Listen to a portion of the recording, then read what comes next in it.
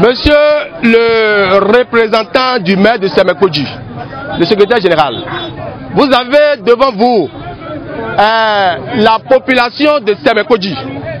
Dans le lot, vous avez de vieilles femmes, de très vieillards, de grands vieillards. Vous avez la jeunesse. Qu'est-ce qui est notre coup de cœur, monsieur le représentant du maire? La lépine dans notre pays, nous avons tous applaudi cet outil. C'est un outil important.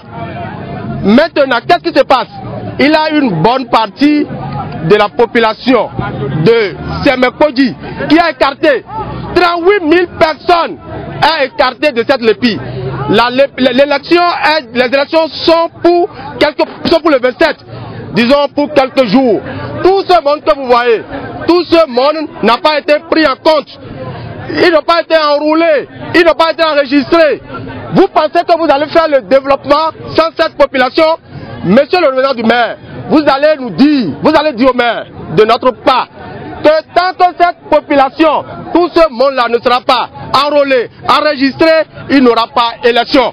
Nous mettrons le maire devant le fait accompli. Non! Non à la lépine truquée! Non à la lépine d'exclusion! Non à la lépine qui empêche une bonne partie d'élire ses représentants! Nous n'allons pas faire ça dans ce produit. Le maire Bédin resté sensible à ce problème depuis. Voyez dans les autres communes.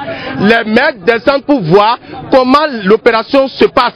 Notre maire Bédin n'a pas fait cette descente. Pourquoi? Parce qu'il a estimé un instant que ces signes sont déjà enregistrés. Nous n'allons pas permettre ça. Si vous voyez dans le lot, c'est toutes les tendances confondues. Nous disons non à une lépine bâclée, non à une lépine truquée, non à une lépine d'exclusion.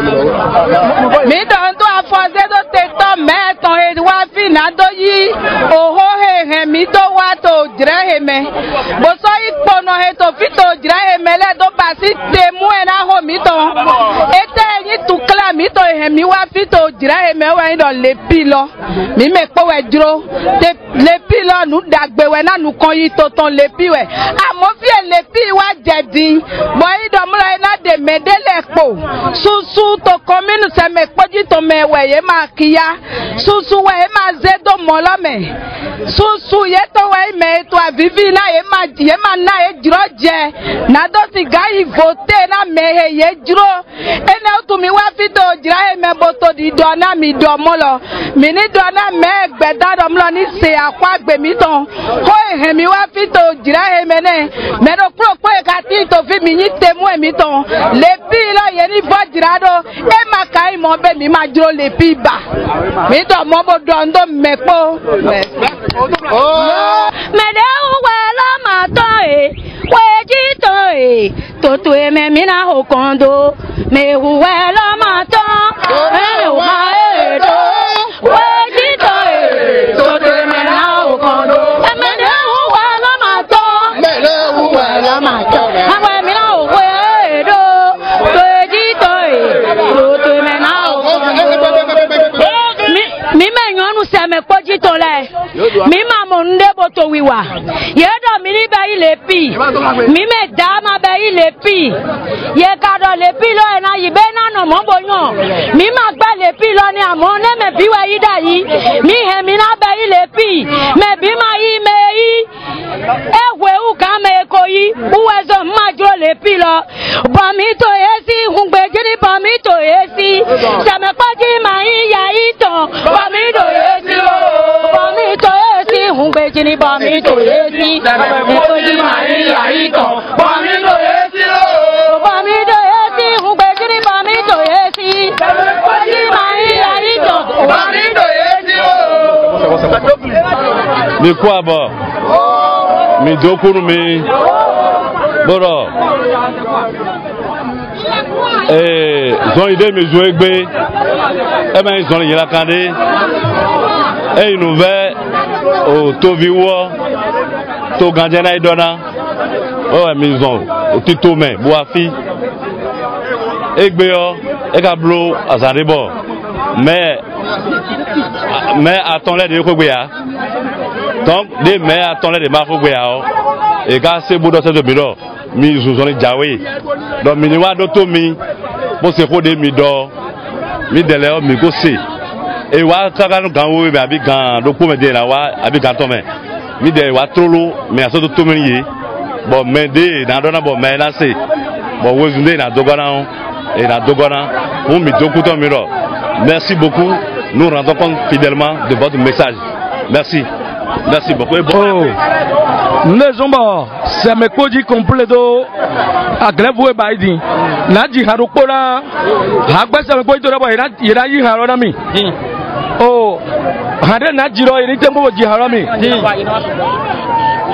lepi mikoyi lepi toyesi lepi mikoyi lepi toyesi afutola koze dolagba mi toyesi lo bomi toyesi Adrien bomi toyesi lo tole koyi dolagba bomi toyesi lo bomi toyi ngbeji bomi toyesi aguru tole koze dolagba bomi toyesi lo àwọn ajé ìgbéjì lepi àwọn ajé ìgbéjì Bon, mi me de do to mo ba le fi mo ma mo nuko mi to mi wu sensa ka na mi ya oro hulenu ama mi do na vote to fi mi ye ni ke mi ni vote ndo ila ni keke do ye da gato me to fi ga no ma vote ya o je ti ma iri e ya je to ni ba ya mo mo dagbe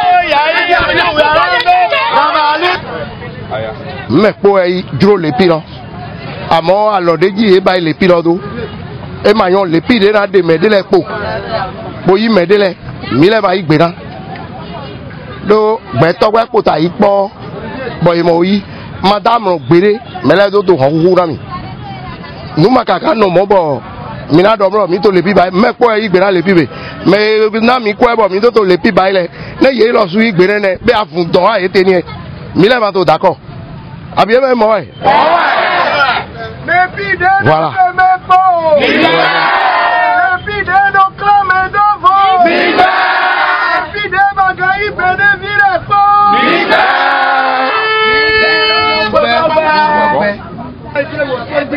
Vous présentez, vous parlez. Oui, merci. On m'appelle Dossou Kodjo Alexandre. J'interviens ici en ma qualité du président du collectif des chefs de village de Semekodji. Bon, le but de notre marche d'aujourd'hui est que la LEPI, qui est en cours de réalisation dans notre pays, ne répond pas aux normes en la matière. C'est pour cela que nous demandons vivement au coordonnateur national de la LEPI de corriger les erreurs qui y sont glissées. L'autre chose, c'est que la quasi-totalité des citoyens ne se sont pas fait enregistrer. C'est pour cela que nous demandons la prise en compte de tous ceux qui ont été laissés, car ils sont très nombreux. C'est pour cela que nous voudrons que l'on reprenne, qu'on revoie et que ceux-là soient pris en compte pour la bonne marche de la chose. Sans cela, vraiment, nous ne pouvons pas aller aux élections prochaines avec la LEPI actuelle. Nous demandons aussi à nos chers bailleurs de revoir, car vraiment, à la lutte vont les choses, ça risque de péter. On sait quand ça commence, mais on ne sait comment ça finit. Nous ne voudrons pas la guerre, nous ne voudrons pas des frustrations dans notre pays. Nous voulons bien de la LEPI, mais une LEPI claire et limpide. C'est ce que nous voudrons. Merci.